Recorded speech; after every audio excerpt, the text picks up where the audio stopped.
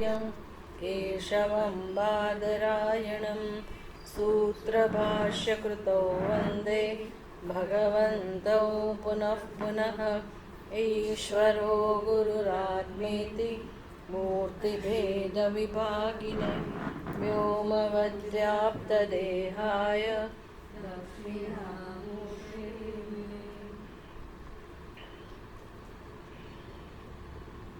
ॐ सदाशिवसमारम्भां शङ्कराचार्यमध्यमाम् अस्मदाचार्यपर्यन्तां वन्दे गुरुपरम्पराम्।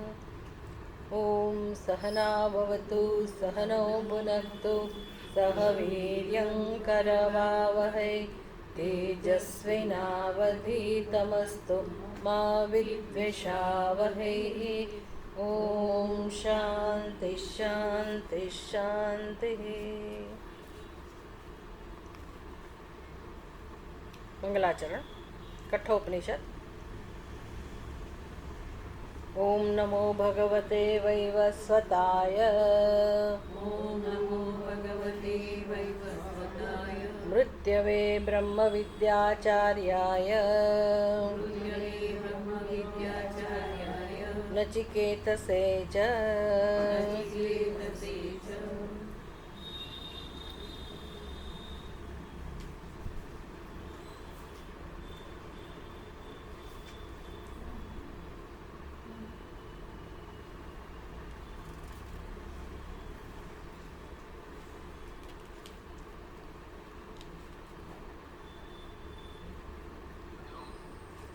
શું થયું? શું થયું? માઇક્રોફોન બંધ રાખો.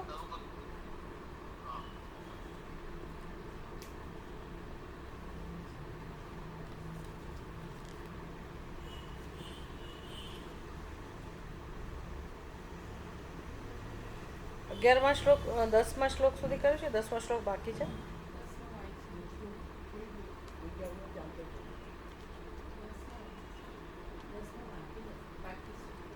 પંચાવનમાં પાના પર કઠોપનિષદમાં. હા હા હા ખબર. હા હા પહેલો અધ્યાય અને બીજી વલ્લી 10મો મંત્ર. જાનામ્યહં શેવધિરિત્ય નિત્યમ ન હ્યધ્રુવૈઃ પ્રાપ્યતે હિ ધ્રુવં તત તતો મયા નાચિકેતશ્ચતોऽગ્નિઃ અનિત્યૈ દ્રવ્યૈઃ પ્રાપ્તવાનસ્મિ નિત્યમ.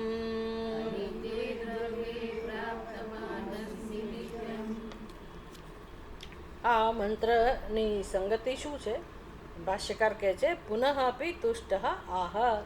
પુનઃ અપી એટલે હજી વધારે કહી રહ્યા છે. નચિકેતા યમરાજા નચિકેતાને કહી રહ્યા છે એટલે પ્રશંસા કરી રહ્યા છે નચિકેતાને. પહેલાં આગળ પ્રશંસા કરી યામ તો માપહ સત્યધૃતિ બતાસી. એ નચિકેતા જે ખરેખર આ જ્ઞાન અત્યંત દુર્લભ છે અને એ જ્યારે એના યોગ્ય ગુરુ મળે ત્યારે જ આપણે એ જ્ઞાન પ્રાપ્ત કરી શકીએ. તો તું નચિકેતા ભાગ્યશાળી છે. સત્યધૃતિ તું સત્યમાં નિષ્ઠાવાળો છે અને બ્રહ્મ વિદ્યાનો અધિકારી છે. તાદ્રુમ નહ ભૂયા નચિકેત પ્રષ્ટા. હું તારાથી અત્યંત સંતુષ્ટ છું અને યમરાજા કહે છે કે હું પ્રાર્થના કરું છું કે તારા જેવો શિષ્ય ગુરુને પ્રાપ્ત થાય કે તારા જેવો પુત્ર પિતાને પ્રાપ્ત થાય. જો એ પિતા જ્ઞાન આપવા સમર્થ હોય તો ઓફકોર્સ એના પિતાએ પાછા ગયેલા હોવા જોઈએ. એ ઋષિ હોવા જોઈએ. જેમ કે ઉદ્દાલક ઋષિ એના પુત્રને સંતાનને શ્વેતકેતુને બ્રહ્મ વિદ્યાનો ઉપદેશ કરે. પણ ક્યારે કરી શકે? દરેક પિતા આમ નામ સ્વયં ગુરુ ના બની શકે. એ પણ એના બીજા ગુરુ પાસે ગયા હોય, એણે પણ એવી રીતે જ્ઞાન પ્રાપ્ત કર્યું હોય, શ્રવણ મનન નિધિધ્યાસન કર્યું હોય, શાસ્ત્રનું અધ્યયન કર્યું હોય તો પછી એ સામર્થ્યવાન બને અને ગુરુ બની શકે. પછી એ બીજા શિષ્યોને તો ઉપદેશ આપે જ પણ પોતાના સંતાનને પણ આ શ્રેષ્ઠ વસ્તુ આપે. પણ ક્યારે આપે? આમ તો ઉદ્દાલકે પહેલાં પોતાના પુત્રને બીજે જ મોકલ્યો ગુરુકુળમાં, પણ પછી ત્યાં જઈને આવ્યો ત્યારે હજી ઘમંડી જ હતો. એટલે પિતાને શંકા ગઈ કે બ્રહ્મ વિદ્યા પ્રાપ્ત કર્યા પછી માણસમાં ઘમંડ રહેતું નથી, એટલે કંઈક ગરબડ છે. એટલે પછી ઉદ્દાલકે પૂછ્યું કે તે તારા ગુરુજીને આ પ્રશ્ન પૂછ્યો તો? યાદ આવે છે કયો પ્રશ્ન? આવું તું જાણી લાવ કે એક વસ્તુને જાણ્યા પછી જીવનમાં બીજું કશું જાણવાનું રહેતું નથી, આવું તું શીખી લાવ્યો છું? તો કે આવું હોય કોઈ દિવસ? આવું હોય જ નહીં. અને મારા ગુરુને ખબર આવડતું હોય તો એને મને કહવું જોઈએ, કારણ કે હું તો યોગ્ય અધિકારી હતો, મને શું કામ નાખે? મને એને કહવું જોઈએ. એટલે કદાચ મારા ગુરુજીને જ ખબર નહીં હોય. અને ઘમંડ. પછી પિતાએ એને કહું, પછી નમ્ર થયો કે આવું હોય? આવું હોય ભાઈ? તો પિતાજી તમે જ મને સમજાવો. પછી જ્યારે નમ્ર બન્યો, જિજ્ઞાસા ઉત્પન્ન થઈ અને એના પિતાજીએ એને ઉપદેશ આપ્યો. એટલે ત્યારે તો પછી એ પિતા ઉપદેશ આપી શકે, શિષ્ય તૈયાર હોય ત્યારે. એટલે નચિકેતા અધિકારી છે જ. અને યમરાજા કહે છે કે હે નચિકેતા, તારા જેવો શિષ્ય લોકોને પ્રાપ્ત થવો જોઈએ. હું ખુશ છું તું મને પ્રાપ્ત થયો છું, અને તું ભાગ્યશાળી છે કે તને આ પ્રકારનો ઉપદેશ મળી રહ્યો છે યોગ્ય ગુરુ દ્વારા. આવી પ્રશંસા કરી રહ્યા છે યમરાજા. અને પુનઃ અપી તુષ્ટ આહ. તુષ્ટ યમરાજા, સંતુષ્ટ, જે સારી રીતે તૃપ્ત થયેલા છે, પ્રસન્ન થયેલા છે, એવા યમરાજા પુનઃ અપી, વળી પાછા આગળ કહે છે. એટલે એ જ વિષય ચાલી રહ્યો છે. શું ચાલી રહ્યું છે? પ્રશંસા. ગુરુની પ્રશંસા કરી, પણ પાછળથી શિષ્યની પ્રશંસા કે નચિકેતા તારા જેવો વિદ્યાર્થી જોયો નથી, એટલે શિષ્યની પ્રશંસા. એ પ્રશંસાના અંતર્ગત યમરાજા કેટલી હદે નિખાલસતાથી પોતાનો ભાવ અભિવ્યક્ત કરી રહ્યા છે. જાનામી અહમ શેવદિહી ઇતિ અનિત્યમ. બે હું જાણું છું કે આ શેવદિહી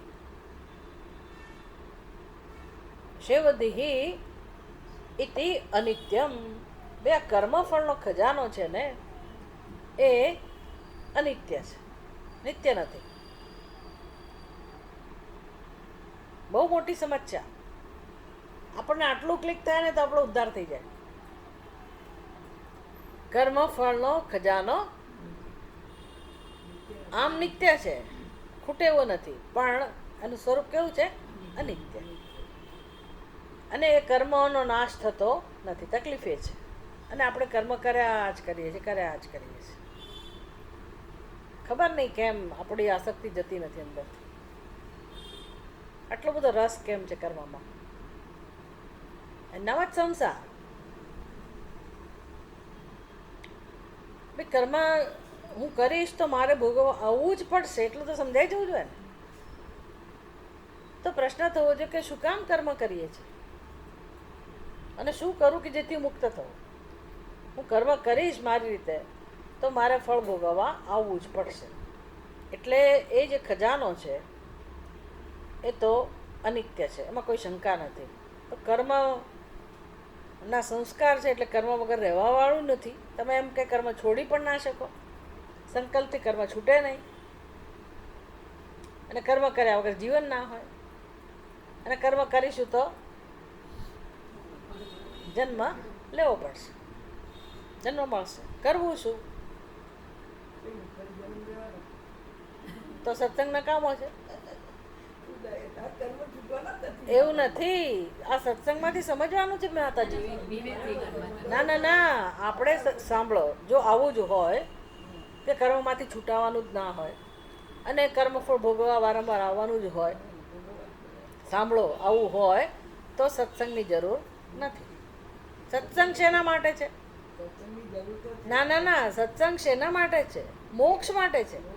તો પછી સત્સંગમાં જો ઉપાય હોય મોક્ષ માટેનો, તો એનો અર્થ કે કર્મમાંથી છૂટાય છે ને, છૂટી શકાતું હોવું જોઈએ. સત્સંગ એના માટે છે.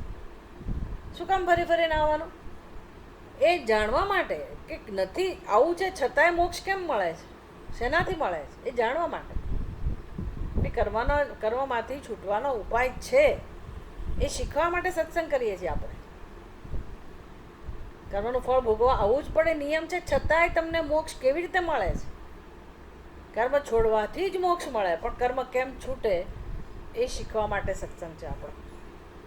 અને આપણે કર્મ કરે જઈએ છીએ, આપણી તૈયારી પણ નથી કર્મ છોડવાની. તકલીફ ત્યાં છે. મારા જીવનમાં મેં જે ગોઠવ્યું હોય ને એમાં તમારે કશું મને ડિસ્ટર્બ કરવાની નહીં. હું સત્સંગ કરું એની ના નથી, પણ મારી અનુકૂળતા. મારા ઘરના આટલા કામ હોય, આટલી જવાબદારી હોય, આમ હોય તેમ હોય. તમે હજી કર્મનો સિદ્ધાંત ના સમજ્યા.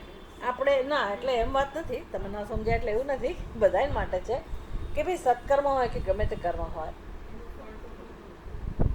એવું નથી ભાઈ. જો ફળ ભોગવવો પડે કર્મનો સિદ્ધાંત છે, પણ તો પછી સત્સંગ આ ઉપદેશ ઉપનિષદનો એ શું મોક્ષ શાસ્ત્ર છે?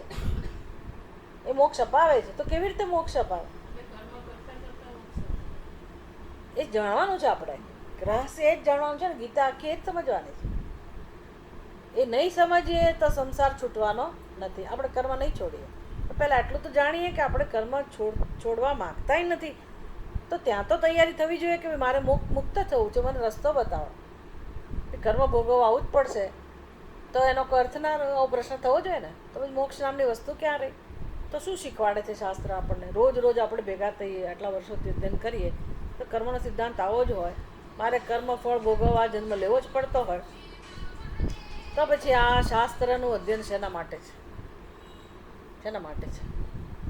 અને કર્મ કર્યા વગર રહી ના શકતા હોઈએ. કોઈ માણસ ના રહી શકે. અને ભગવાન પાછા કહે છે ખરા કે અર્જુન તારે તો કર્મ ચાલુ જ રાખવાનું છે. એટલે આ બધામાંથી સૂક્ષ્મ વસ્તુ ગ્રહણ કરવાની છે કે આ બધા પાછળ શું ભગવાન સમજાવી રહ્યા છે.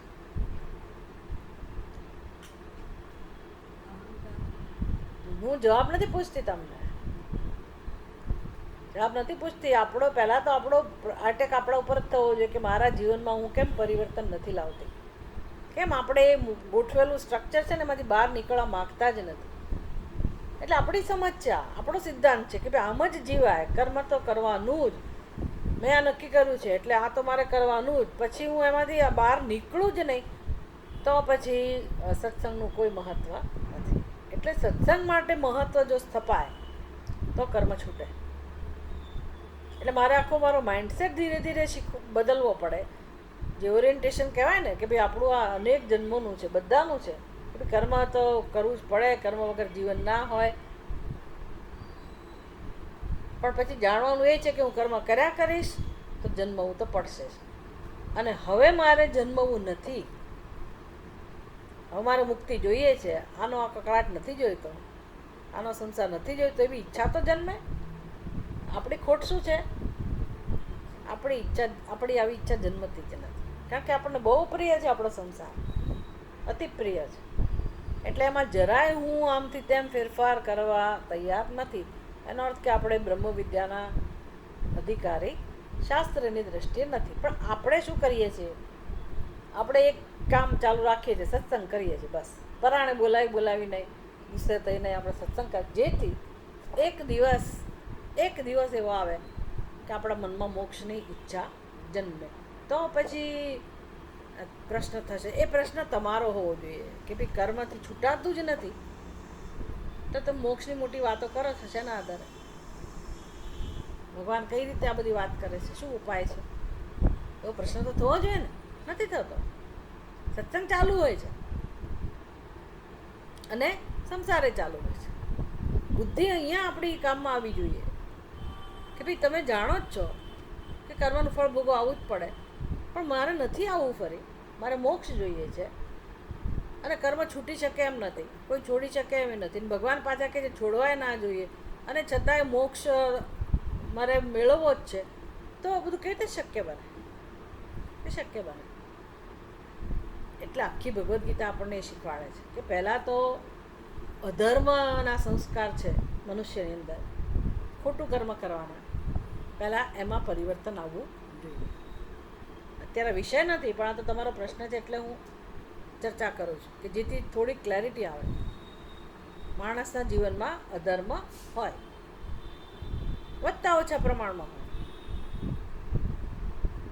હોય, અધર્મ હોય. આપણે ઉપર ઉઠવાનું છે એટલે આપણને શેનું શિક્ષણ આપે છે? આપણા વેદ કર્તવ્ય કર્મ દ્વારા શેનું શિક્ષણ આપે છે? ધર્મનું. હવે આપણને એમ કે કર્મ કરતાં કરતાં મારે ધર્મ કરવાનો, આવી આપણી સમજ છે. ભાઈ કર્મ તો કરું, પણ દિવસે શ્રાવણ મહિનો આવે એટલે હું અમુક કાર્ય કરું, અમુક દિવસે હું મંદિરમાં જાઉં કે અમુક સમયે મંદિરમાં જાઉં, હું ધર્મ કરતી રહું, ક્યારેક કોઈકને દાન દક્ષિણા આપું, આપણે એને ધર્મ કહીએ છીએ. શાસ્ત્ર ધર્મ એટલે શું કહે છે ખબર છે? શાસ્ત્ર કહે છે તમારું જે કર્મ છે ને એ ધર્મમય બની જવું જોઈએ. તમારું એક પણ કર્મ ધર્મથી વિરુદ્ધ હોવું જોઈએ નહીં. એનો અર્થ આખું જીવન કર્મ એટલે ધર્મ. હું એમ માનું છું કે અમુક કર્મ કરું એનું નામ ધર્મ. ખરેખર મારું દરેક કર્મ ધર્મ બની જાય. દરેક કર્મ એ શીખવાનું છે. એ સંસ્કાર આપણને આપે છે, આપણા જ વેદ આપે છે કે રસોઈ બનાવતી વખતે એ રસોઈ રૂપી મારી જે પ્રવૃત્તિ છે, કર્મ છે, એ કેવી રીતે ધર્મ બને. નથી શીખવાડ્યું આપણને?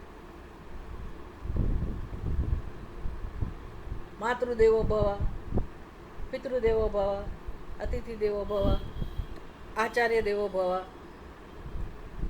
આ બધો વ્યવહાર રોજનો આપણા કર્મો, સમષ્ટિ સાથેનો આપણો વ્યવહાર, એ કોઈ અમુક જ કર્મ એટલે ધર્મ એવું નહીં. મારો સ્વભાવ જ એવો બની જાય કે સમષ્ટિ સાથે મારે કેમ વ્યવહાર કરવાનો. કઈ રીતે વ્યવહાર થાય સમષ્ટિ સાથે? 5 યજ્ઞો દ્વારા. 5 યજ્ઞો તો ખબર છે ને? અમુક લોકોને નહીં ખબર હોય. 5 પ્રકારના યજ્ઞ. 5 પ્રકારના યજ્ઞો. પહેલો યજ્ઞ એટલે કહું તો કે આ સ્વાધ્યાય. સ્વાધ્યાય ક્યારેક ક્યારેક નહીં. આપણે તો શુક્રવારે, અહીંના લોકો માટે શુક્રવાર એકવાર, પેલી બાજુના લોકો માટે બુધવાર એકવાર, પતી ગયું. આવું નહીં. સ્વાધ્યાય એટલે ડેઈલી. વેદો નિત્યમ અધીયતામ, પહેલો જ ઉપદેશ છે. રોજ અધ્યયન થવું જોઈએ. શું કામ? આ ધર્મ થયો, આ યજ્ઞ થયો, સૌથી પહેલો યજ્ઞ. શું કામ? શું કામ? તો કે આ ગ્રંથ કોણે તૈયાર કર્યા છે? કોનો ઉપદેશ? ઋષિમુનિઓનો. કોના માટે એમણે તપસ્યા કરી? કોના માટે એમણે સાદગી ભરેલું જીવન જીવ્યા? કોના માટે આ બધા ગ્રંથો રચાયા? હવે આપણે તો બધું તૈયાર મળે છે ને એટલે આપણને કંઈ કિંમત નથી. બધું મળી જાય ને. આજકાલ તો આ તમારા મોબાઈલમાં મળી જાય એટલે ચોપડીઓ ના ઉંચકવી પડે. પણ આ આપણા સુધી આ મંત્રો પહોંચ્યા એ તમને ખબર છે કેટલા કેટલા લોકોએ બલિદાન આપ્યું? આખી નાલંદા, તક્ષશિલા બધાને બાળી નાખી. મોટા ભાગના વેદ આપણા બાળી નાખ્યા. એમાંથી કેટલીક શાખાઓ બચી અને એ બ્રાહ્મણોએ, એ વખતના બ્રાહ્મણોએ બધું યાદ રાખ્યું અને પાછું આપ્યું આપણને. કેટલો સંઘર્ષ થયો છે, કેટલો સંઘર્ષ થયો છે. આપણી સંસ્કૃતિને ધોઈ નાખવા માટે પાર વગરનો વિનાશ થયો છે. અને એ પહેલાં એ ઋષિમુનિએ પોતાનું જીવન સમર્પિત કરેલું છે. એમણે કંઈ ભોગ ભોગવ્યા નથી. તો જંગલમાં રહેતા હતા, અરણ્યમાં રહેતા હતા, સાદગી ભરેલું જીવન હતું, ગૃહસ્થી હતા, તપસ્યા ભરેલું જીવન, અને નિયમિત વેદનો અધ્યયન કરી અને સત્સંગ કરી. આ બધા સંવાદો આપણે જોઈએ છે ને. કોની વચ્ચેના સંવાદ ચાલી રહ્યો છે? પણ કયા? અહીંયા નથી કહેતા ને યમરાજા. કોણ કાકો આપણને કહેવાનો તો કથા? ક્યાંથી કે હતી ત્યારે કહેવામાં આવી ને. શૌનક અને અંગીરા બધાના સંવાદો. તો એ બધા કોણ હતા? કોઈ કલ્પનાના પાત્રો છે?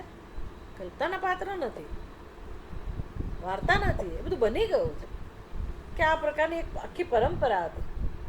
તો એ બધું એ લોકોએ શેના માટે આ ચાલુ રાખ્યું? પોતાના કલ્યાણ માટે. અને સાથે સાથે આપણા સુધી આ પહોંચ્યું એટલે આપણા ઉપર એનું ઋણ છે કે નહીં?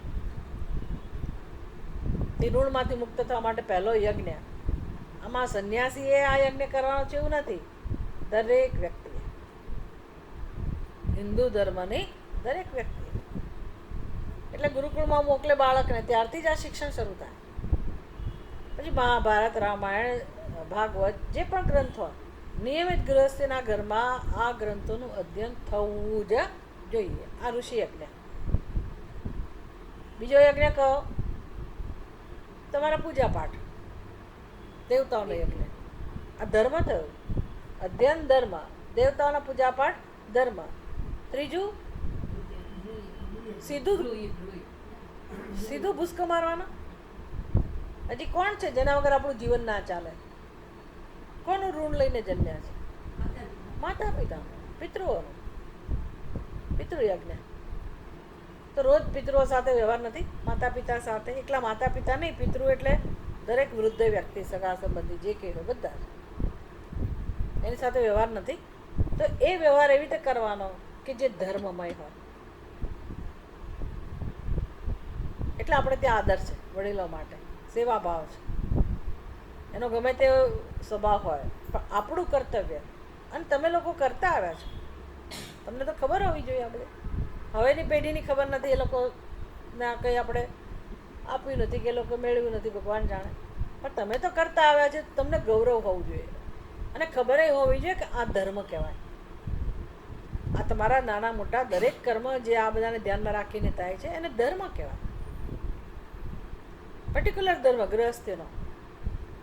સામાન્ય ધર્મ જો જુદો પાછો, સત્યમ વદ, ધર્મમ ચર, હિંસામાં, એ બધા તો વ્યક્તિગત આપણા ધર્મ. આ વૈશ્વિક ધર્મ.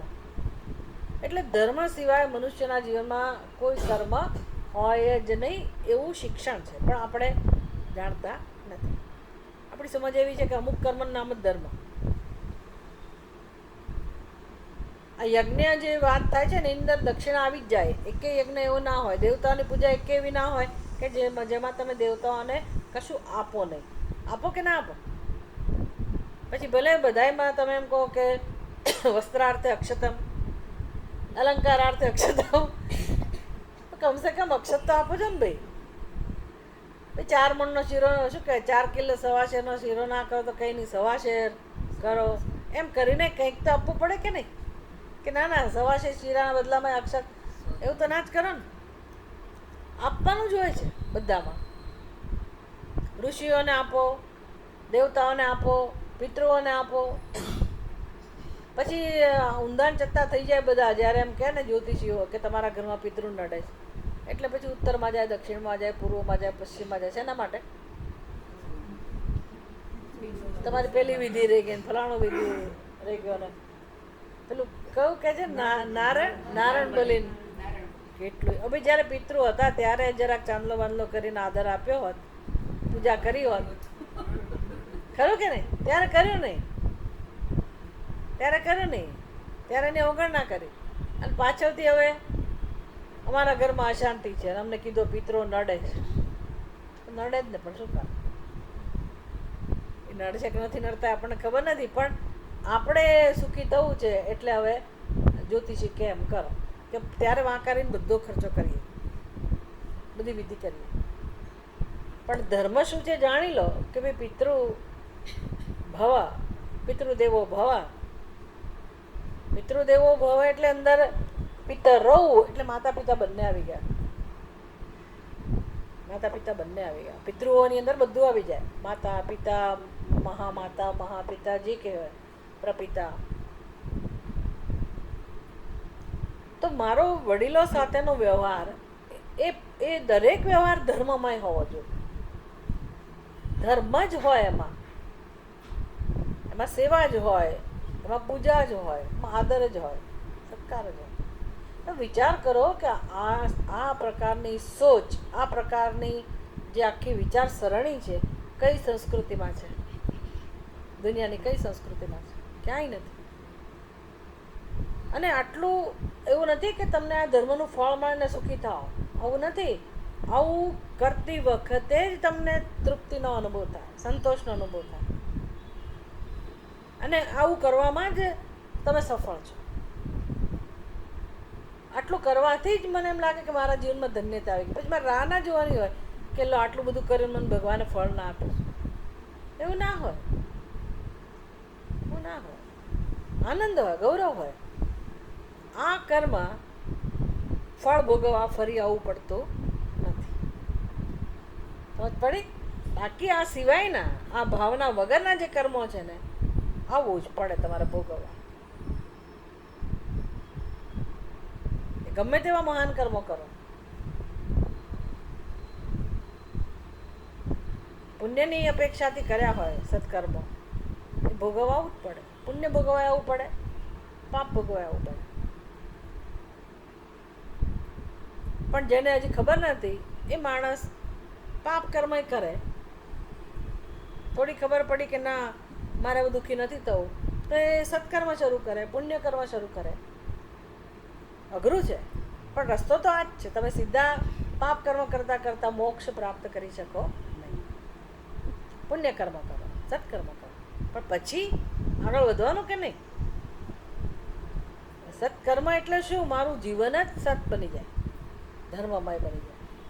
મારે પસંદગી ના કરવાની રહે કે મારું આ કર્મ સત્કર્મ કે પેલું કર્મ સત્કર્મ. મારા બધા કર્મો ભક્તિમય બની જાય. ગંગે ચ યમુને ચૈવ ગોદાવરી સરસ્વતી નર્મદે સિંધુ કાવેરી જલેસ્મિન સન્નિધિમ. શું થયું? શું થયું? ભક્તિ જ થઈ ને. સામાન્ય કર્મ મારું, પણ મારા હૃદયમાંથી જે નમસ્કાર ભાવના સ્મરણ, ગંગાને આપણે નદી નથી કહેતા, માતા કહીએ છીએ. બધી પવિત્ર નદીઓનું આવાહન કરવું, એને પગે લાગવું. નમામિ ગંગે તવ પાદ પંકજમ સુરાસુરૈ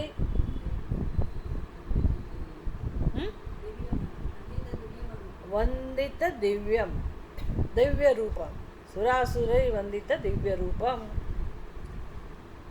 ભુક્તિમ ચ મુક્તિમ ચ દદાસી નિત્યમ ભાવાનુસારેણ સદા નરાણામ. હંમેશા મનુષ્યને એની જે ઈચ્છા હોય પ્રમાણે ફળ આપે. તમારે સારા સારા ભોગ જોઈતા હોય તો એ મળે, મોક્ષ જોઈતો હોય તો એ મળે, બંને મળે છે. પણ ભાવાનુસારેણ નરાણામ. મનુષ્યનો ભાવ કેવો છે, એ શું માગું છું, આપણે શું માગીએ છીએ સમજી લેવાનું.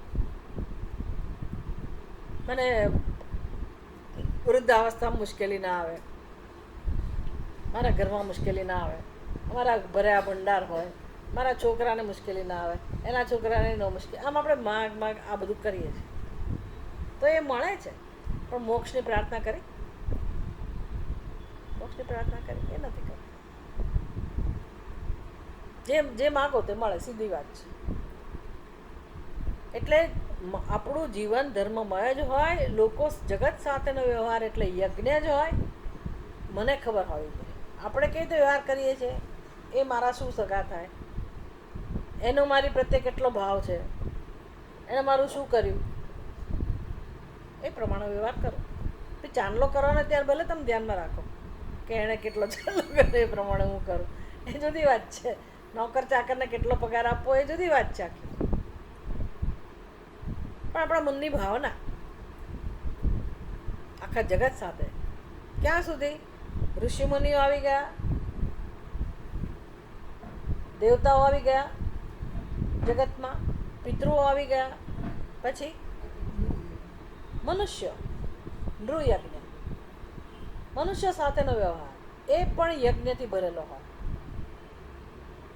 એટલે એ નૃ એટલે નૃ, પછી એ ગમે તે હોય, શુદ્ર હોય, વૈશ્ય હોય, ક્ષત્રિય હોય, બ્રાહ્મણ હોય, ગમે તે કેમ ના, સ્ત્રી હોય, પુરુષ હોય, બાળક હોય, પાપી હોય, પુણ્યશાળી હોય, પડોશી હોય, મિત્ર હોય, શત્રુ, ગમે તે હોય, માણસ સાથેનો મારો વ્યવહાર કેવો હોવો જોઈએ એ મને ખબર હોવી જોઈએ કે કમસે કમ હું એને ઉપયોગી થઉં.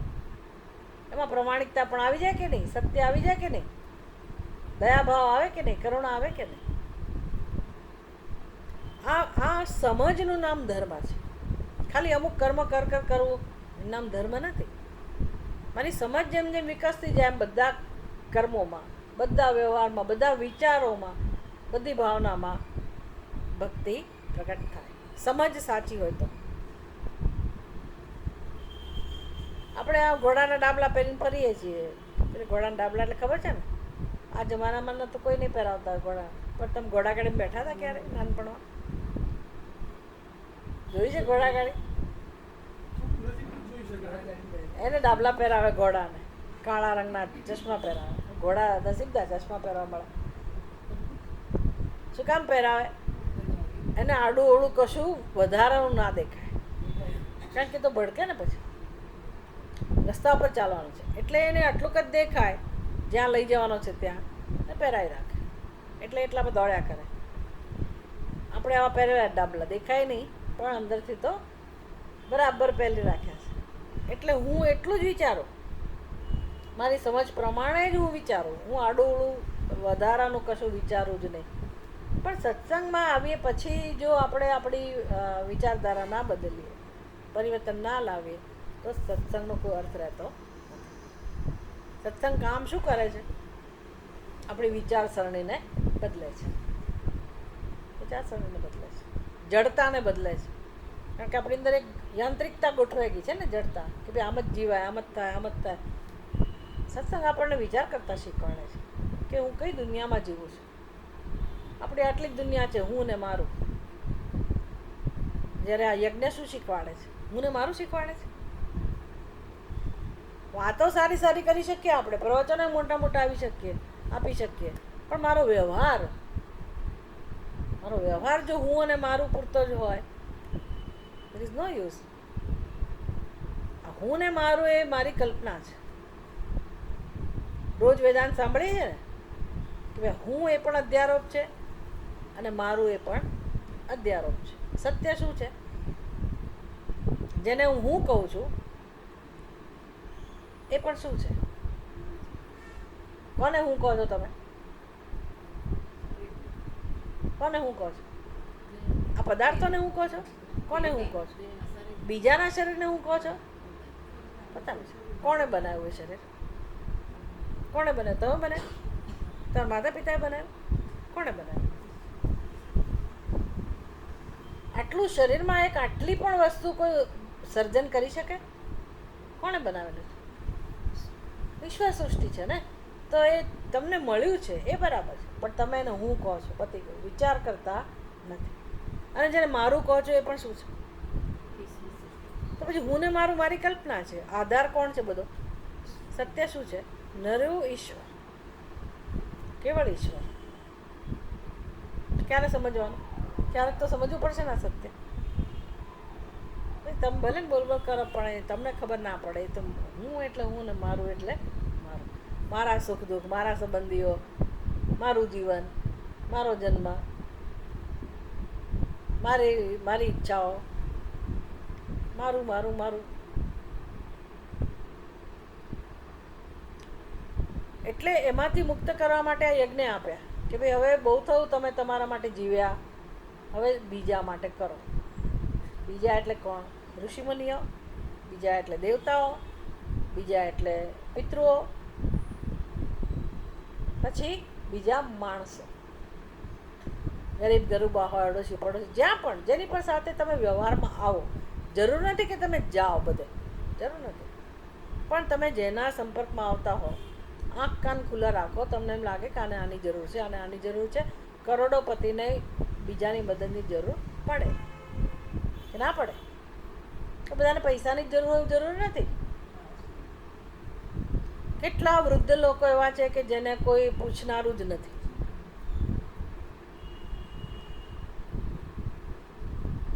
એક વોટ્સએપમાં એવો મેસેજ હતો કે એક બેન છે ને, એને ફ્લેટ વેચવો હતો, તો એણે જાહેરાત આપી હશે.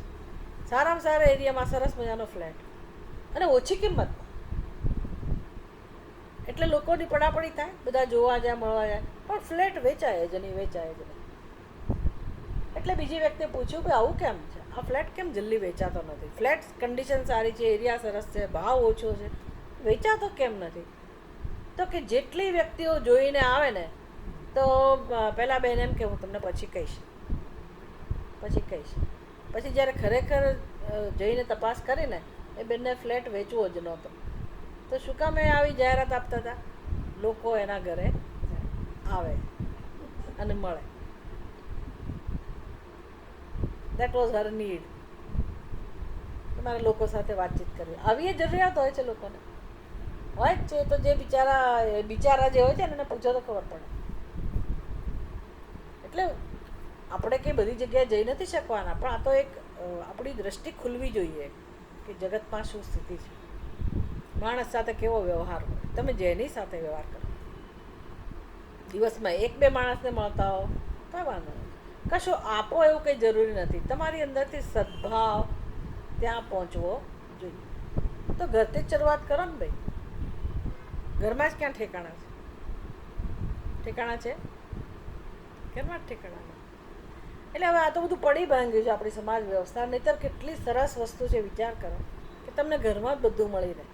જેને રિસ્પેક્ટની જરૂર હોય, વડીલોને આદર મળી રહે, રિસ્પેક્ટ મળે, સન્માન મળે, એની જે કંઈ કેર લેવાની એ થઈ જાય, બાળકોને પ્રેમ મળી રહે, આશીર્વાદ મળે, બધું મળી રહે ને. પણ બધું ઉપરથી લીપાપોતી હોય, અંદરની વાત અંદર. જેને કારણે દરેકને શેમાં રસ છે? હું અને મારો. આમાંથી કોણ છોડાવશે મને કહો? કોણ છોડાવશે? કોઈ નહીં છોડાવે. એ જ સંતાનો જેના માટે તમે ઘસાતા હો ને આખી જિંદગી કેટલું કર્યું ને ખોટું કર્યું ને ફલાણું કર્યું ને ઢીકણું, એ જ સંતાનો પછી એવી જ રીતે તમારી સાથે વ્યવહાર કરે, સ્વાર્થ ભરેલો. કેટલું દુઃખ થાય. થવાનું કે નહીં થવાનું? બધી જગ્યાએ આવું જ છે ને. તો તમારા જીવનમાં તમને શું સફળતા મળી? કયા સત્કર્મો કર્યા તમે? નથી એનો ઉદ્ધાર તો એવા કર્મો કર્યા, નથી તમારો ઉદ્ધાર તો એવા કર્મો કર્યા. તમે સંસાર જ બાંધ્યો વધારે. દરેક કર્મ એવી રીતે કર્યા કે ફળ ઊભું થાય. ભોગવવા પછી આવું જ પડે. વિચાર્યું જ નથી. આત્મજ્ઞાન તો બહુ દૂરની વાત છે. મારે જીવન કેમ જીવવું એ માર્ગદર્શન જે શાસ્ત્ર પાસેથી મળે છે એની પાસે જ આપણે જતા નથી. આ બીજા સંપ્રદાય મુસ્લિમ લોકો, એક બાળક એવું નહીં હોય કે જેને કલમાની ખબર નહીં, એના ગ્રંથની ખબર નહીં. બધાને ખબર હશે. શીખ લોકો એને ખબર હશે, જૈન લોકો એને ખબર હશે. પણ મારા ને તમારા ઘરમાં ગીતા એટલે શું, ભાગવત એટલે શું, મહાભારત જેવો શ્રેષ્ઠ ગ્રંથ, ઓહો કેટલી ઊંચાઈ છે એની, કોઈ જ કિંમત નથી. કોઈ અભણ છે? હિન્દુઓ બધા અભણ છે એટલે નથી વાંચતા ગ્રંથ? એવું છે? હવે એ તો બધા સાવ જવા દો. એ તો બહાનું કાઢ્યું છે. પણ બાકી જે રાખવા જેવા ગ્રંથો છે, જેની ના નથી પાડી, એ તો વાંચો. એ તો ખબર હોવી જોઈએ ને. મહાભારત ચાલો ઘરમાં નથી રાખતા, મૂર્ખતા. મહાભારત થાય છે ને વાંધો નહીં. આપણા મહાભારત કરતા પહેલું મહાભારત સારું, કારણ કે એ તો પતી ગયેલું છે.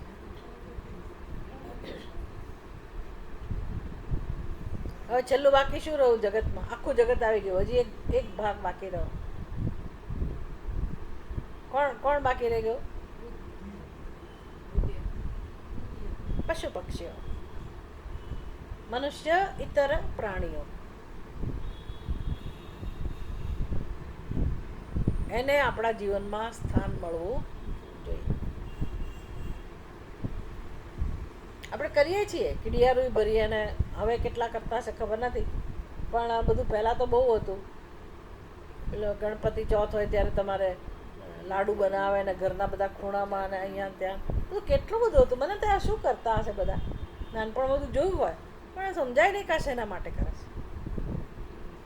તો શું ખાલી અંધશ્રદ્ધા હતી? શું ભાવના છે એની પાછળ? હજી તે પહેલી રોટલી આપણને પૂછે ભાઈ આ રોટલી છેલ્લી કે પણ હોય પહેલી, એ તમને નહીં મળે. કેમ? અમે તો બધી રોટલી ચટ કરી દઈએ. તમે શેના માટે રાખી છે? અમુક ઘરમાં આપણને ના આપે, ભાઈ એ ગાયની છે, રહેવા દો. એટલે પણ ક્યાં ગાય છે તારા ફ્લેટમાં? ક્યાં આજુબાજુ? ના, એ તમારે એ નહીં પૂછવાનું, ગાયની છે, ગાયને મળી જશે. અમારી પાસે રસ્તો છે. જે આવા સંસ્કાર છે આપણી અંદર છે ને. મને બતાવો દુનિયાની કઈ જગ્યાએ આ બધી વસ્તુઓ છે? કઈ જગ્યાએ? હું તો કહું ને, આત્મજ્ઞાન ના કરે, પ્રાપ્ત કરે નહીં તો ચાલે, આવા સત્સંગમાં ના જાય તો ચાલે, પણ આટલી સમજ હોય, સત્સંગ વગર સમજ તો આવે નહીં, પણ જેના જીવનમાં આટલા કર્મો હોય ને, આ પ્રકારના કર્મો હોય ને, એ માણસને મોક્ષ મળતા વાર લાગતી નથી. દુઃખ તો હોય જ નહીં. ભલે કદાચ સમાજને કહેવાતું દુઃખ હોય, પણ ઘરમાં એટલી સુખ શાંતિ હોય, સંવાદિતા હોય, બધા તુષ્ટ હોય, પ્રસન્ન હોય, એકબીજાને ઉપયોગી હોય. એ સુખ શાંતિ એટલે માત્ર મારી પાસે મોટો બંગલો હોય ને, ગાડી હોય ને, પૈસો હોય એને તમે કહો છો? માંદા પડે વડીલો અને કોઈ પૂછવાવાળું ના હોય તો એ માણસ સુખી કહેવાય? કોઈ સેવા કરનારું ના હોય તો સુખી કહેવાય? એ સુખ ક્યાંથી મળે મને કહો? ક્યાંથી મળે? પહેલાના જમાનામાં શું વડીલોને બહાર મૂકી આવતા હતા? વૃદ્ધાશ્રમમાં મૂકી આવતા હતા? જે તે નાનો માણસ જે છે ને, એ લોકો પોતાના દાદા દાદીને બહાર ના મૂકે. ભલે આમ રોજ એવો વ્યવહાર એવો લાગે આપણને કે આ લોકો ઝઘડો કરે, પણ એ લોકો વૃદ્ધાશ્રમમાં ના મૂક્યા, ધ્યાન રાખે. ખૂણામાં ભલે કે એને રાખી દીધો એ ખાટલો, પણ એને વૃદ્ધાશ્રમમાં મૂકવા ના જાય. અત્યારે તો વૃદ્ધાશ્રમમાં જુઓ કયા ઘરના લોકો છે? આપણા. અને જે વૃદ્ધાશ્રમમાં નથી ગયા એની શું હાલત છે? કે બહુ સારી હાલત ના હોય. કોઈક જ એવું હોય કે જ્યાં કેર થતી હોય. કેર બહુ મોટી વસ્તુ છે ને, બહુ મોટી વસ્તુ.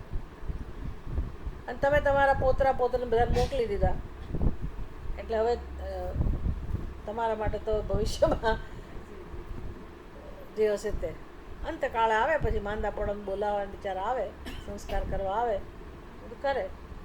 પણ વૃદ્ધાવસ્થામાં તમે જે ખરો સંબંધ જે છે ને, પતિ પત્ની વચ્ચેનો હોય, માતા પિતા સંતાનો વચ્ચેનો હોય, જે પ્રેમ ભરેલું, કે ભાઈ કોને ખબર છે કેટલું જીવવાના છીએ, તો લાંબુ જીવે.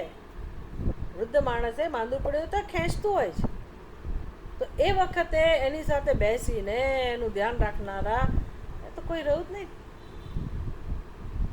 કોઈ રહ્યું જ નહીં. શું તમે કહો મને, આ સમાજની શું સ્થિતિ છે? આથી કરીને પગ ઉપર કોહાડા મારીએ છીએ અને લોકોને ખબર પડી છે કે અમારા સંતાનો તો અહીંયા છે ને, અમારા સંતાનો ત્યાં છે ને, ફલાણું છે ને, ઢીકણું છે ને, અમે આમ ને અમે તેમ. પણ દરેક જીવ અંદરથી તો પોતાની પરિસ્થિતિ જાણતો જ હશે ને.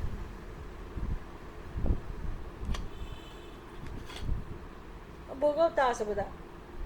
પછી સરકારની જવાબદારી આવે, સરકાર ધ્યાન રાખે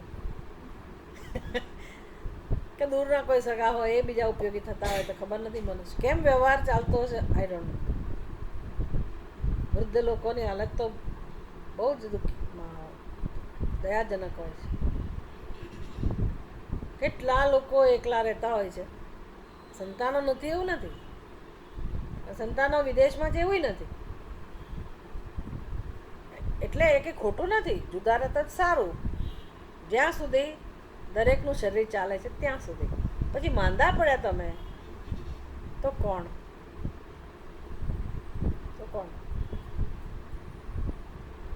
ખ્યાલ આવે છે ને? આપણા સંસ્કૃતિમાં આ બધું નહોતું. આપણી સંસ્કૃતિમાં આને યજ્ઞ કહેવાતો હતો. એટલે માણસ પૂર્ણ જીવન જીવે. ભલે 75-80 વર્ષનું જીવન હોય, પણ જેટલું આયુષ્ય લખ્યું હોય પૂર્ણ રીતે સંતુષ્ટ રીતે માણસ વિદાય લે. એટલે મરી જવાનો કંઈ દુઃખ ના હોય. એને ખબર હોય કે આ સ્થિતિ છે દાદી દાદાની જેની છે એની, પણ જેટલો સમય છે એટલો સમય તમે પ્રેમથી વાતચીત કરી હોય, સેવા કરી હોય, આપલે થઈ હોય, સંવાદોની સુખ દુઃખની વાતો થઈ હોય, સંતોષ હોય, કહેવાનું હોય કહી દીધું હોય, તો જેણે સેવા કરી છે એની તૃપ્તિ હોય કે અમે એમને પ્રેમથી સેવા કરી, અને જે ગયા એને તૃપ્તિ હોય કે અમે સેવા લીધી. આ ખરેખર જીવન છે. જીવનનું આ એક મહત્વની વસ્તુ છે ને આ. પણ એ બધાનું કંઈ હવે આ તો ખાલી વાતો રહી ગઈ, પણ આપણે જાણવું જોઈએ. ભલે પ્રેક્ટિકલી હવે આપણે એમાં કંઈ ફેરફાર કરી શકીએ એમ નથી, જે છે તે જ છે. એ વ્યવસ્થામાં આપણે કંઈ આગુ પાછું કરી શકીએ એમ નથી, અને કરવું જ પડે એવું છે પ્રેક્ટિકલી કે ભાઈ તમે તમારા ઘરે રહો, અમે અમારા ઘરે રહીએ, એમાં શાંતિ છે. તો એ પ્રેક્ટિકલી સારું જ છે, ખોટું નથી. પણ આ તો વાત છે કે અંદરથી જીવને જે પ્રેમ જોઈતો હોય છે એ નથી મળતો. આવી ગમે તેવી ભલે પરિસ્થિતિ હોય, આપણો ધર્મ શું હોય, આપણો ધર્મ શું, એનું પાલન કરતાં મને કોઈ રોકી ના શકે. જો મને ખબર હોય તો મારો ધર્મ શું, ક્લેરિટી હોવી જોઈએ. એટલે ધર્મ અને કર્મ જુદા નથી, મારું જીવન જ ધર્મમય હોય. અમુક જ કર્મ ધર્મ એવું નહીં, મારા બધા કર્મોમાં ધર્મ જ આવી જાય, એ મારે શીખવાનું છે. તમે દયાનંદજી મહારાજના શબ્દોમાં કહીએ તો ભાઈ જે કરવાનું હોય, કરવા યોગ્ય હોય, જે ઉપદેશ હોય એ જ મને ગમે, એ મારો સ્વભાવ બની જાય. અને જે ન કરવા જેવું હોય એ મને ન જ ગમે. એનો અર્થ કે આપણે સફળ થયા. ત્યાં સુધી પરાણે કરવું પડે, ભાઈ શાસ્ત્રમાં કીધું છે એટલે કરો. બાકી ગમતું નથી, સમય એ નથી, પણ કીધું છે એટલે હું કરું છું, પરાણે કરું છું. અને જે કરવાનું ગમે છે એની શાસ્ત્રમાં ના પાડી છે. આવું હોય આપણી સ્થિતિ. પણ સફળતા કોને કહેવાય? તો કે ઘડતર એવું થાય કે જીવનમાં એક દિવસ એવો આવે, એક સમય એવો આવે કે જેનું વિધાન હોય, જે કરવું જોઈએ, જે ધર્મ કહેવાય, એ જ મને ગમે. That's it. મને એ જ ગમે, મને એમાં જ આનંદ આવે. જે નથી કરવાનો એ હું ના કરું. બહુ મોટી સિદ્ધિ, બહુ જ મોટી. હવે શું બાકી રહ્યું? બહુ મોટું જ્ઞાન છે, જીવનનું જ્ઞાન, કર્મનું જ્ઞાન. આ કર્મો ભોગવવા આવવું પડે નહીં. સમજ પડે? આ સમજ વગરના કર્મો છે ને એ ભોગવવા આવવું જ પડે. તમે જો આવું જીવન જીવ્યા હો તો સમજી લેવાનું કે તમારે ફરી આવવાની જરૂર રહેશે નહીં. તમે હજી કંઈક મેળવવાની આશાથી કર્મ કરતા હશો તો ભોગવવા આવવું પડશે. તમે જીવનમાં મહત્વ શાનું રહ્યું? હવે શું બાકી શું રહ્યું મને કહો? હવે બાકી શું રહ્યું ખબર છે? હું કોણ છું, જગત શું છે, અજ્ઞાન કેમ છે, અજ્ઞાનને કારણે હું મારા પરમ સ્વરૂપથી વંચિત છું, આનંદ સ્વરૂપથી વંચિત છું. કોણ રોકે છે મને? કોણ વચ્ચે આવે છે? અજ્ઞાન. કર્મની જરૂર કેમ પડે છે? અજ્ઞાન. કર્મ છૂટે નહીં, પણ કર્મ શેમાંથી જન્મે છે એ જાણવાથી, અજ્ઞાનને જાણવાથી હવે મારા જીવનમાં શું કામ રહ્યું? હવે કોઈ જવાબદારી નથી, કોઈ કર્તવ્ય નથી, કૃતકૃત્ય છીએ, આપણે સરસ જીવન જીવ્યા. હવે કરવાનું શું જીવનમાં? શું બાકી રહ્યું? અજ્ઞાનને દૂર કરો. આ તમને નહીં સમજાય જ્યાં સુધી, તમારો નિશ્ચય નહીં બને ત્યાં સુધી આ સત્સંગ ફળદાયી બનતો નથી. સત્સંગમાં આપણે રસ પણ ના લઈ શકીએ, નિયમિતતા પણ ના આવે, પ્રાયોરિટી ના આવે. સત્સંગ પણ એક કર્મ જ ગણીએ છીએ કે ભાઈ અમે કરીએ છીએ. સત્સંગ કરવાની વસ્તુ નથી. અનેક પ્રકારના સત્સંગ કરવાવાળા હોય છે, જેમાં તમે ભજન કીર્તન કરો, બીજી કંઈ વાતચીત કરો, આ કરો તે કરો. આ સત્સંગ કરવાનો નથી, આ અમૃત છે. આ સત્સંગ કરવાની વસ્તુ નથી, આ અમૃત પીવાની વસ્તુ છે, જાણવાની વસ્તુ છે. કેમ? તો કે અંદર વિષ ભરેલું છે. અહંકાર એટલે વિષ, અજ્ઞાન, અંધકાર.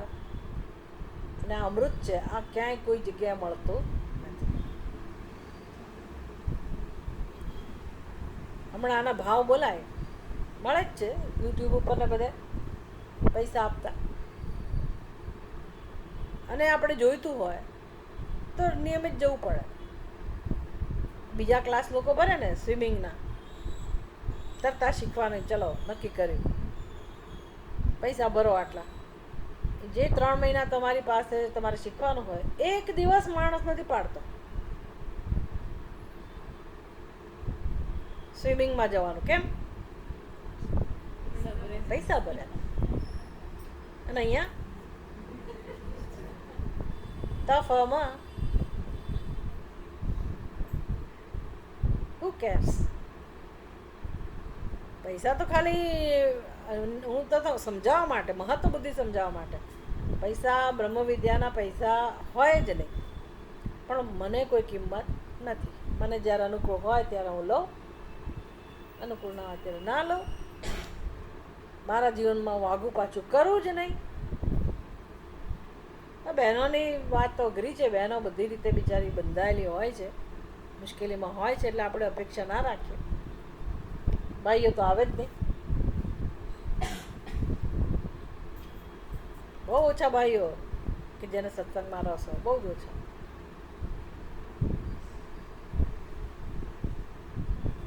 આનાથી સમજાય આપણને કે અહંકાર કેટલી ખરાબ વસ્તુ છે અને એ નથી આવવા દેતો સત્સંગમાં.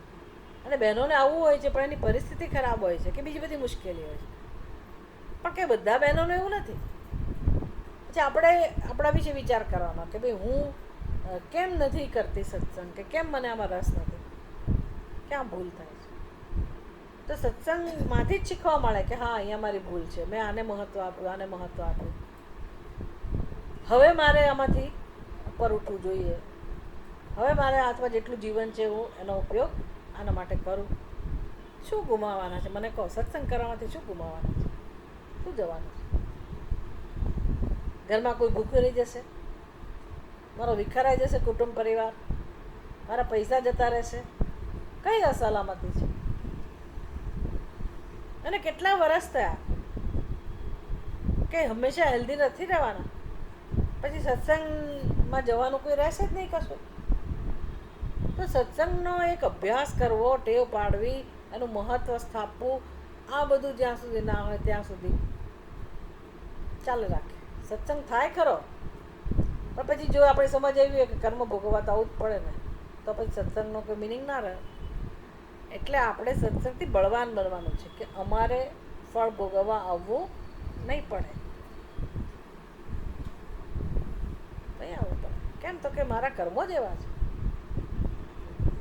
મેં યજ્ઞ સારા એવું નહીં, આટલું સમજાવ્યું મેં યજ્ઞ એમાં સારા ખરાબ નહીં, ધર્મમય જીવન છે મારું.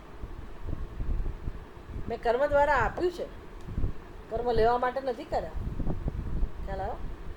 એનું શું ફળ હોય? આવા કર્મનું શું ફળ હોય? ભગવાન શું ફળ આપે? મોક્ષ જ ફળ હોય આવા કર્મનું ફળ. ચિત્ત શુદ્ધિ અને મોક્ષ. મોક્ષ માટે ભગવાને વ્યવસ્થા શું કરવી પડે? આવો સત્સંગ આપણને મળે એવું કરવું પડે. તો કેટલા નસીબદાર છીએ કે ભાઈ આપણને આ સત્સંગ મળે છે. મારે ખાલી મારી બુદ્ધિને જરા વ્યવસ્થિત કરવાની છે, સમજ જ લાવવાની છે કે વાત 100% સાચી છે. જીવનમાં એક જ કામ છે, અજ્ઞાનને દૂર કરવાનું. પછી મારું સાધન ભજન મને કોઈ ના નથી પાડતું. ઉપરથી એમાં આનંદ આવે. આ ક્લેરિટી હોય ને તો તમને તમારા કર્મોમાંય મજા આવે, તમારી ઉપાસનામાંય મજા આવે, ભજનમાંય મજા આવે, બધામાં મજા આવે. ક્લેરિટી જોઈએ. આ ક્લેરિટી ના મળે ક્યાંય તમને. આ તો આ સંપ્રદાય છે આપણો, બધા ગુરુઓની કૃપા છે અને આ ક્લેરિટી બાકી ના મળે. ભલે બધું આમ ભવ્યતા હોય ને અમુક છઠ્ઠા હોય ને આ રીતે બોલાતા હોય ને પેલી રીતે બોલાતા હોય ને બધા હજારોની સંખ્યામાં માણસો હોય, પણ બધે કંઈ આ ક્લેરિટી મળે નહીં. સમજી લેવાનું. એટલી આપણામાં હોવી જોઈએ કમ્પેરિઝન કરવાની તાકાત કે ભાઈ મને શું મળે છે. અહીંયા તો 8-10 બહેનો આવે છે, એમાં શું એનાથી નક્કી ના થાય. શું વસ્તુ કઈ કહેવાય રહી છે, શું અર્થ આપણા સુધી પહોંચે છે, બ્રહ્મ વિદ્યાનું શું સ્વરૂપ છે, એના પરથી નક્કી થાય સત્સંગનું સ્વરૂપ. આપણને આપણા માટે જ ગૌરવ નથી. ઠીક, હવે અમે 2-4 બહેનો જઈએ છીએ, આટલી ઉંમરના છે ને ફલાણી ઉંમરના છે ને એમાં શું મોટુંમાં, એટલે આ સત્સંગમાં ક્યાં કંઈ કરીએ છીએ એવું નહીં.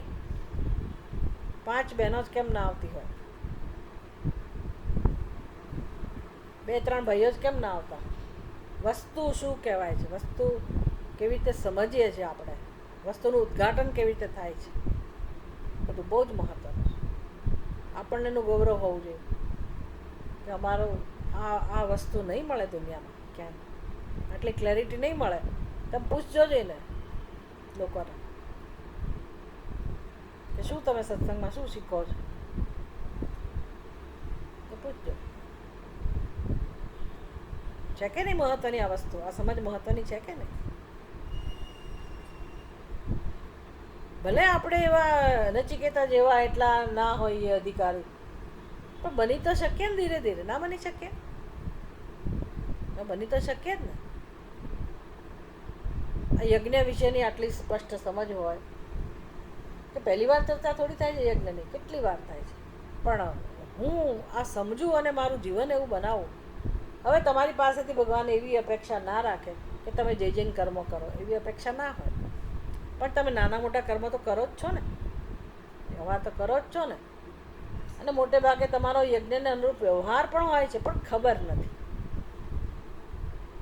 ખબર પાડવી બહુ મોટી વસ્તુ છે. જાણવું એટલે જે રહી સહી કચાશ હોય ને એ પણ જતી રહે.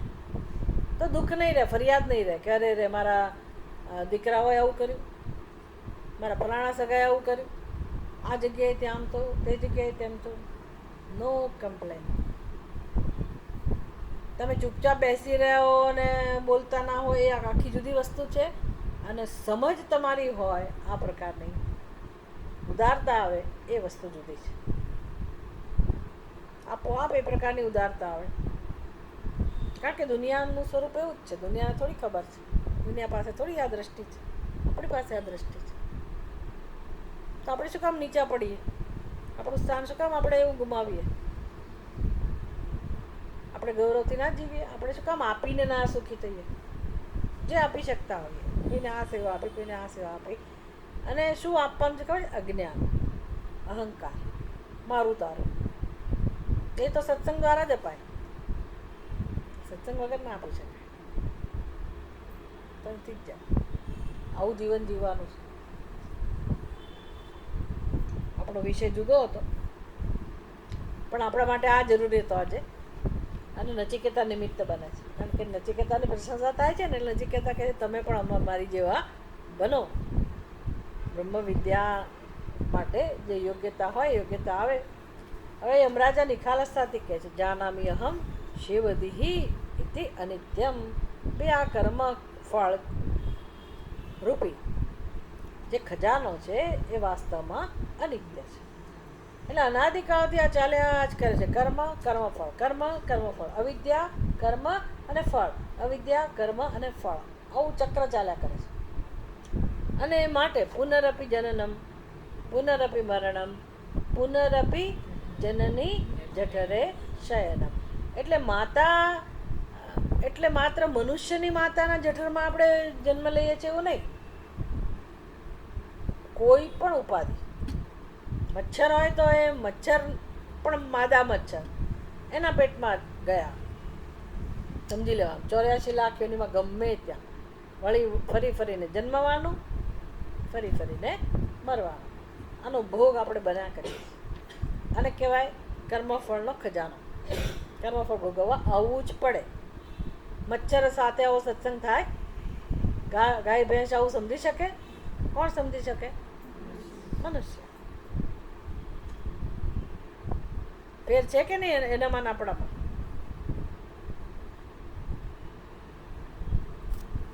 ના ના, પણ હું તો મારા કર્મો જેવા કરીશ. Forget it. હવે કર્મ બનવાની વાત ભૂલી જાઓ. કર્મ તો થવાના જ છે, પણ એ કર્મો જ્ઞાનમાંથી જન્મવા જોઈએ. કર્મનો આગ્રહ ના હોય. કર્મ તો આપણું જીવન છે, નાના મોટા કર્મો થવાના જ છે. એ કર્મો જ્યારે મારી અંદર સ્પષ્ટતા હોય, સમજ સાચી હોય, તે બધું કર્મમાં આવવાનું જ છે. કર્મનું મહત્ત્વ નથી. શેનું મહત્ત્વ સમજવાનું છે? અજ્ઞાનની નિવૃત્તિનું. અનાદિકાળથી જે અજ્ઞાન છે ને એ 84 લાખ યોનિમાં ફેરવે છે. હવે મારે મુક્ત થવું હોય તો કર્મ છોડવાની જરૂર નથી, કર્મની સાથે માથાકૂટ કરવાની જરૂર નથી. કર્મ હવે બહુ કરવાના ને આ ઉંમરમાં. હવે ક્યાં સમય આપવાનો હોય? ભેજામાં, ભેજાના સુધારા માટે, ખરો ને? અજ્ઞાનની નિવૃત્તિ માટે. આટલી ક્લેરિટી તો આજના સત્સંગમાંથી તમને મળવી જ જોઈએ કે ભાઈ જીવનમાં હવે એક જ કામ બાકી રહ્યું છે ને મનુષ્ય જ આ કરી શકે. મનુષ્યનું શરીર ભગવાન આપ્યું છે, બહુ મોટી કૃપા થઈ ગઈ. તમારો સંસાર ક્યાંય ફેંકાઈ જશે જો આ નિશ્ચય થશે ને તો, કે ભાઈ શું બન્યું મારા જીવનમાં, કેટલા આમ થયા ને કેટલા તેમ, બધા ઉપર પૂર્ણ વિરામ. કારણ કે એવું કશું છે જ નહીં. એટલા માટે એ પકડી જ રાખેલું છે. એનો અંત આવી જાય, એ સંસારનો અંત આવી જાય. ભવસાગર સબ સુખ ગયા, ફિકર નહીં મોહે ધર્મ. ક્યાંય જતો રહે તમારો સંસાર સાગર, ક્યારે તરીશું ક્યારે તરીશું. જ્ઞાનથી સંસાર રહેતો જ નથી, તરવાની ચિંતા જ જતી રહે. કોણ કહે છે આવું? ઉલટ ભાઈ મોરે નયન નકી. સંસાર કેમ સુકાઈ ગયો?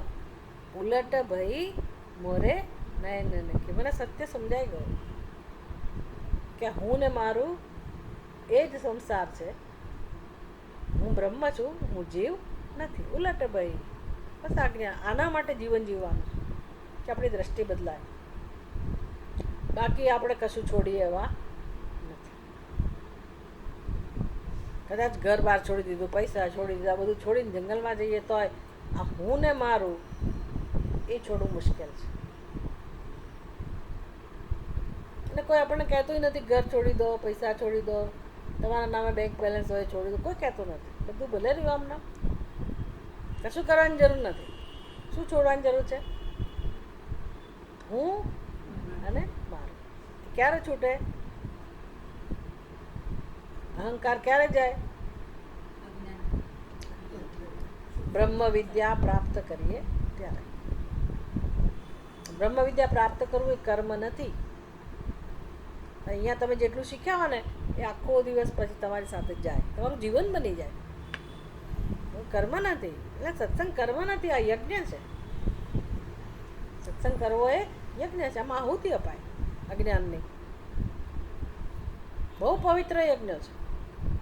જેમાં બધા કર્મો બળીને ખાખ થઈ જાય તો ચિંતા જ ના રહે કર્મફળ ભોગવવાની. કર્મો બળીને ખાખ થઈ જાય જ્ઞાનાગ્નિમાં.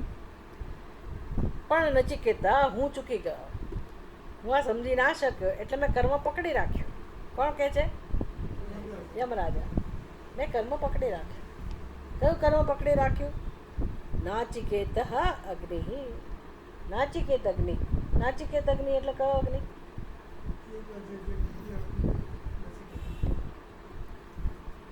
ખબર છે નાચિકેત અગ્નિ એટલે કયો અગ્નિ? યાદ છે? નચિકેતાનું બીજું વરદાન. નચિકેતાએ કહ્યું ને કે મને તમે યજ્ઞ શીખવાડો કે જે યજ્ઞના અનુષ્ઠાનથી લોકો સ્વર્ગમાં જઈ શકે. એટલે વેદી કેમ બનાવી, આહુતિ કેમ આપવી, એના વિધિ વિધાન બધું યમરાજાએ શીખવાડ્યું. અને ફટાફટ નચિકેતા શીખી ગયો. અને યમરાજા પ્રસન્ન થઈને એ યજ્ઞનું નામ જ નાચિકેતકને આપી દીધું. એને અગ્નિ કહું. એટલે કે હે નચિકેતા, મેં આવો યજ્ઞ ભૂતકાળમાં કરેલો. યમરાજા કહે છે મેં આવું સત્કર્મ, આવો અગ્નિ ભૂતકાળમાં કરેલો. હું જાણી ના શક્યો કે આનું ફળ અનિત્ય છે. મેં એનો આગ્રહ રાખ્યો અને આવું કર્મ કર્યું. અને હવે તતઃ મયા નાચિકેત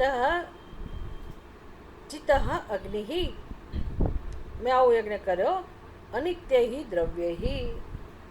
સ્વાભાવિક છે અગ્નિમાં જે પણ દ્રવ્ય વાપરવાનું હોય, જે કંઈ વિધિનું પાલન કરવાનું હોય, દ્રવ્ય તો જોઈએ ને યજ્ઞમાં. ખૂબ બધું પુષ્કળ દ્રવ્ય આપ્યું, બધું કર્યું. અને પછી અત્યારે મને જે આ ફળ મળ્યું છે એ હું ભોગવી રહ્યો છું. કયું ફળ છે? યમરાજા દુઃખી નથી થઈ રહ્યા. બહુ મોટું એનું સ્ટેટસ છે યમરાજાનું. બહુ મોટું પદ એમને મળેલું છે. પણ છતાં એ કહે છે આ પદ મોક્ષની સામે તો ચૂકી ગયો હું. મેં આ પદ મેળવવા માટે યજ્ઞ કર્યો, કર્મ પકડી રાખ્યા અને મને આ પદ મળ્યું જે હું ભોગવી રહ્યો છું. પણ નચિકેતા તું મારા કરતાં ચડિયાતો છે. તે આવી કર્મની આસક્તિ છોડી અને બ્રહ્મ વિદ્યાને મહત્ત્વ આપ્યું. હું આ ના સમજી શક્યો, લાલચમાંથી ના છૂટી શક્યો અને આવી કર્મફળની લાલચથી મેં કર્મ કર્યું. નાચિકેત અગ્નિનું અનુષ્ઠાન કર્યું જે હું અત્યારે ભોગવી રહ્યો છું. લોકોની દ્રષ્ટિએ આ નિત્ય જેવું છે આ યમરાજાનું પદ. ભાઈ ઘણા સમય સુધી ચાલે એટલે, પણ એ આપેક્ષિક નિત્યતા.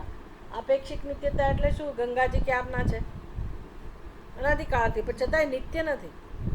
એને આપેક્ષિક પ્રવાહ નિત્યત્વ કહેવાય. એને નિત્ય તો એક આત્મા જ છે, બાકી બધું પ્રલય આવે એટલે બધું જતું રહે.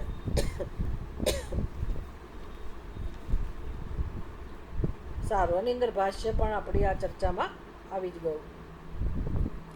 ઓમ પૂર્ણમદ પૂર્ણમિદમ પૂર્ણાત પૂર્ણમુદચ્યતે પૂર્ણસ્ય પૂર્ણમાદાય પૂર્ણમેવાવશિષ્યતે. ઓમ શાંતિ શાંતિ શાંતિ. હરિ ઓમ. શ્રી ગુરુભ્યો નમઃ. હરિ ઓમ.